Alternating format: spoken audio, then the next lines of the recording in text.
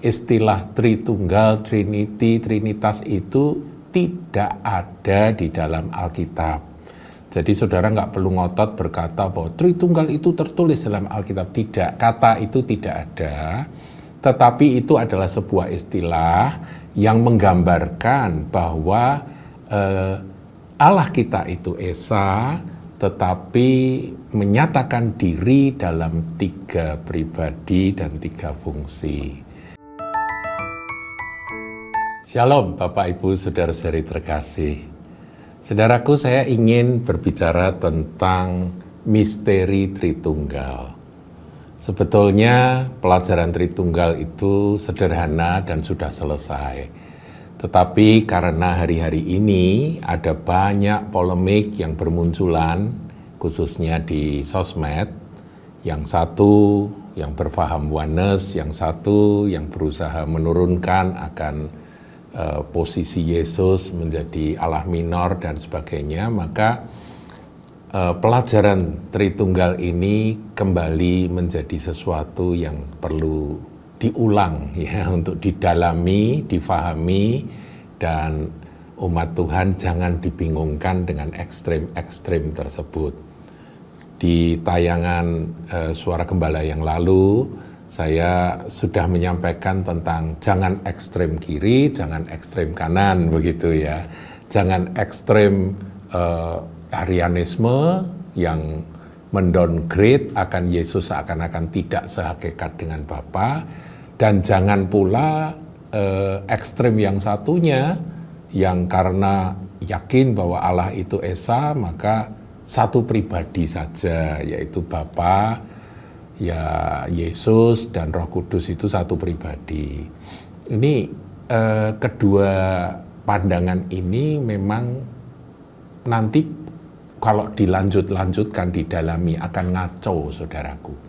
Sementara pengajaran yang lurus, yang merupakan ortodoksi yang diwariskan oleh para rasul, yang diajarkan oleh Tuhan Yesus sendiri, itu sebetulnya yang Trinity atau Tritunggal, ya kita kenal dengan istilah itu.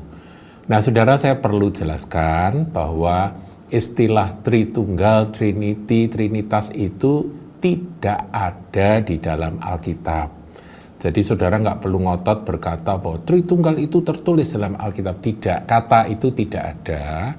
Tetapi itu adalah sebuah istilah yang menggambarkan bahwa Allah kita itu Esa, tetapi menyatakan diri dalam 3 pribadi dan 3 fungsi. Nah, saudara, itulah yang kita baca di dalam Alkitab. Bapa, Anak atau Putra atau Firman, dan Roh Kudus. Nah, saudaraku, kalau kita melihat Matius 28, ayatnya yang ke-19, Tuhan Yesus berkata kepada murid-muridnya, "Karena itu pergilah, jadikanlah semua bangsa muridku, dan baptislah mereka dalam nama Bapa dan Anak dan Roh Kudus." Jadi di sini substansi dari Allah itu ada dinyatakan dalam 3 nama, yaitu nama Bapa, Anak, Roh Kudus. Ya, nama itu bicara tentang karakter atau pribadi. Jadi ada 3 pribadi, saudaraku, yaitu pribadi Bapa, Allah Bapa sumber segala sesuatu, kemudian Firman yang keluar dari Bapa, yang sehakikat dengan Bapa, ya Bapa nggak mungkin tanpa Firman, itulah Yesus Kristus yang lahir pada hari Natal, dan kemudian dia melaksanakan akan karya keselamatan bagi saudara dan saya yang percaya, ya kan, Tuhan Yesus. Nah, Yesus ini manusia 100% dan Allah 100%, karena dia adalah Sang Firman yang menjadi manusia. Kai hologos sarx egeneto, ya. Dan logos itulah yang menjadi manusia, inkarnasi menjadi manusia. Nah, saudaraku, Roh Kudus itu roh Allah, saudaraku. Roh Kudus itu adalah Allah. Ya, jadi orang menghujat Roh Kudus nggak bisa diampuni, nggak dapat ampunan lagi. Itu kata-kata dari Tuhan Yesus. Jadi ketiganya yang Esa ini sudah sebetulnya nggak perlu dipermasalahkan. Bahkan di dalam salam dari Rasul Paulus kepada jemaat Korintus, dia katakan demikian. Ya, 2 Korintus 13 ayat 13. Kasih karunia Tuhan Yesus Kristus. Kalau Tuhan Yesus Kristus itu selalu dikaitkan dengan kasih karunia, ya, saudaraku. Karena dia itu penuh kasih karunia dan kebenaran. Dan kasih Allah di sini menunjuk kepada Allah Bapa, dan persekutuan Roh Kudus. Kalau Roh Kudus itu persekutuan, ya. Karena Tuhan Yesus berkata bahwa penolong yang lain, yaitu Parakletos itu, dia akan menyertai kamu selama-lamanya dan dia akan tinggal di dalam kamu, bersekutu dengan kita. Nah, ketika umat Tuhan kumpul, Roh Kudus itulah yang menyatukan, mempersekutukan kita, roh yang sama, yaitu roh yang menyembah Bapa di dalam nama Yesus Kristus. Paham ya, saudaraku? Inilah Trinity. Nah, saya ingin sampaikan bahwa Trinity, Tritunggal, Trinitas ini adalah sebuah misteri. Jadi akal budi manusia itu kalau mencoba memahami dengan logika yang terbatas ini, kita tidak akan pernah mampu. Saudaraku, kalau Anda ingin belajar lebih dalam tentang misteri Tritunggal, Anda harus melihat akan video-video pelajaran yang lain. Nah, seperti ini video Tritunggal itu bukan triteis, itu adalah salah satu video yang akan memperkaya akan pengetahuan saudara tentang Allah Tritunggal. Nah, saudaraku, di akhir dari pelajaran misteri Tritunggal ini, saya nanti akan cantumkan thumbnail di mana saudara bisa klik dan saudara bisa ikuti akan pelajaran tentang Tritunggal bukan triteis, di mana di sana dibahas secara lengkap tentang Allah Tritunggal kita. Tuhan Yesus memberkati.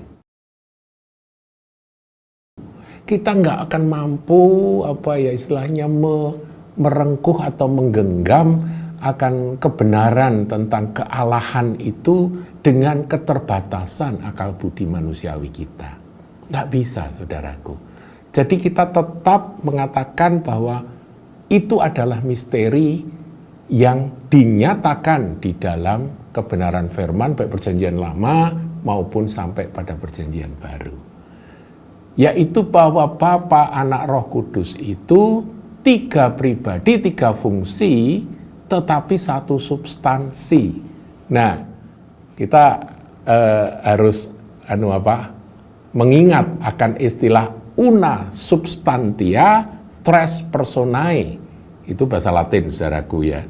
Artinya una itu 1, substantia itu substansi atau hakikat. Jadi 1 hakikat, 1 esensi, tres personae 3 pribadi. Ngerti ya, saudaraku ya? Jadi tetap esa, una substantia. Kita tidak menyangkal keesaan Allah. Karena Shema Israel Adonai, Elohenu Adonai Echad, itu Allah itu esa. Jadi kita tetap berpegang pada Allah yang esa. Kalau Yesus di downgrade menjadi Allah minor, maka Allah kita jadi 2, Allah besar, Allah kecil. Itu malah salah. Yesus adalah Allah yang esa, karena dia adalah firman Allah. Roh Kudus adalah Allah, karena dia adalah roh Allah. Allah tanpa firman, bisu dan linglung, Allah tanpa roh mati. Kira-kira itu penjelasan gampang-gampangan, saudaraku. Dan saya harap ini jadi pegangan saudara. Una substantia tres personae. Nah, kemudian kita juga nggak boleh lupa, itu kan tres personae seakan-akan 3 pribadi. Kalau ini diekstrimkan, maka orang akan cenderung berpikir bahwa Allah kita itu 3. Makanya ada kalimat dalam bahasa Latin berikutnya yang juga harus kita hafalkan dan jadi pegangan kita. Sekali lagi ini misteri, saudaraku.